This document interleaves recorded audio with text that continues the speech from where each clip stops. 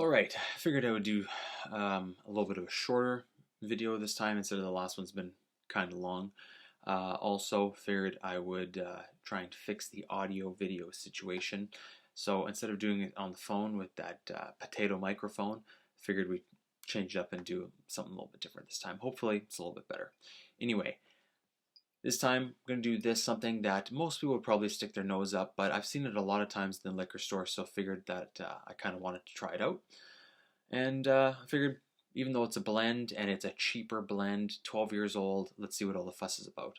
So on the back, talks about how it's award-winning, exceptionally smooth, handcrafted from up to 40 of Scotland's finest single malts. So I thought that was kind of interesting. And so I originally thought of doing this, opening the bottle like I did with a bunch of the other videos, but I thought, you know what, I wanted to sit on this one for a while and give it my thoughts at the end of the bottle. So it's almost ready to finish.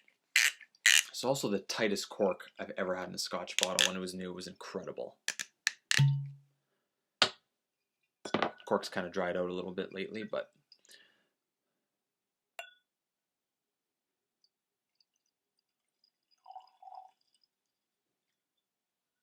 let's just do a bottle kill while we're at it.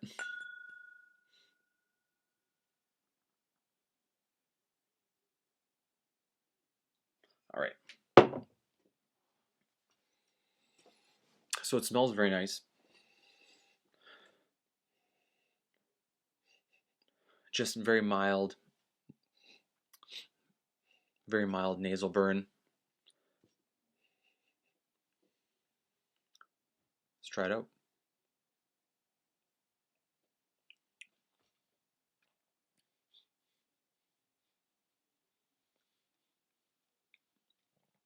It's a very interesting thing for a blend.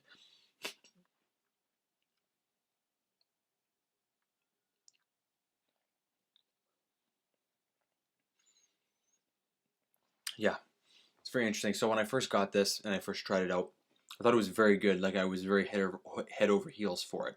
I thought it was exceptional for what it cost, what the price was. But then when the more I started to have it, I started to come down just a little bit from it. I still really think it's really good.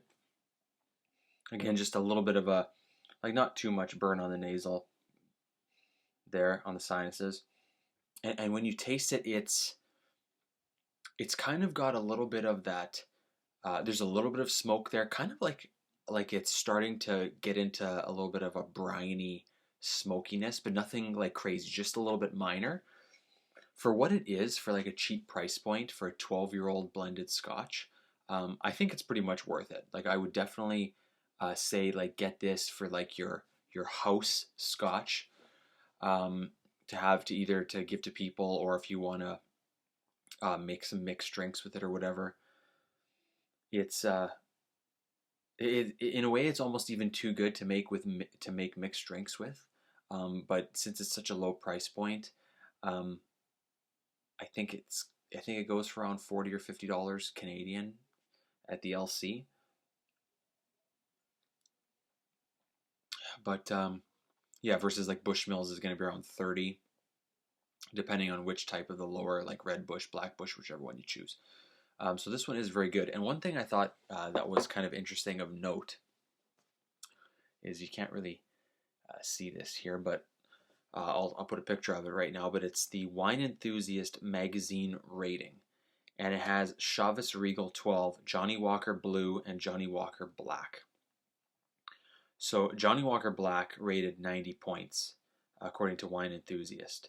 Johnnie Walker Blue, again, probably the most revered blended whiskey, which I don't agree with. I believe I've said it before on this channel. I'll say it again till my dying breath, and I even want to do a video right on this. I think the Platinum at 18 is better than the Blue, and I think the Blue is just hype. But either way, the Blue gets 93 points. Chivas Regal 12 gets 93 points, and Dewars, again, Dewars gets 94 points. So I found that really interesting, at least according to Wine Enthusiast.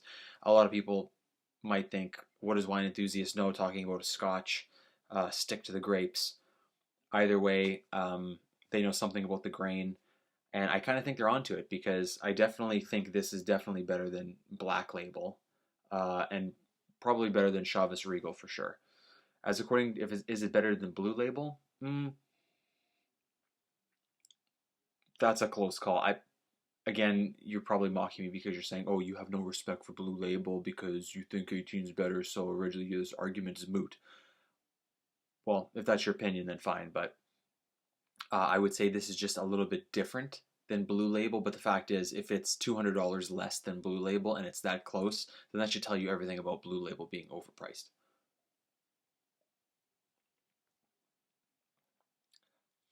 I would probably still, personally, even though I do like this, I would probably still stick with the Bushmills or like a Sexton, like something a cheap Irish. But like it's a very normal on the hint of smoky brine Scotch, but like don't let that freak you out and think that it's going to be peaty Isla or anything like that because it's not. It's just like the perfect half step into the doorway of the peaty universe, if that makes sense. Anyway, yeah. So Dewars, age 12, blended Scotch whiskey, married in oak casks. Um, I definitely think it's a buy for what it is. Anyway. Also, I don't know if anybody noticed this during the video, but like Modern Times is playing in the background, and not this scene in particular, but the one in the review. I don't know how many people noticed, but like they hit the nail on the head when it comes to the predictability and predicting the future about the video calling and like the surveillance cameras on the floor that the boss can just tune into on his computer or his screen or whatever it is that he's supposedly looking that's like on the wall. And like for a movie that came out in 1936, like that's pretty impressive. I mean, even the foreman, when the foreman talks to the plant manager or the owner, and he's on like that little video call, like it's even in portrait upright mode, which is very like Instagram 2018. Like, I mean, people talk about Back to the Future being ahead of its time for using the video calling when Flea calls Marty McFly and complains, but like 1936, they knew what's up. Like that's like think about that. That's pretty impressive. Charlie Chaplin, what a guy. Probably liked Dewars. Probably drank it. He was like an everyman, or maybe he wasn't. I don't know. I don't really know a lot about Charlie Chaplin. Anyway, Dewars 12 blended, not bad. Try it out.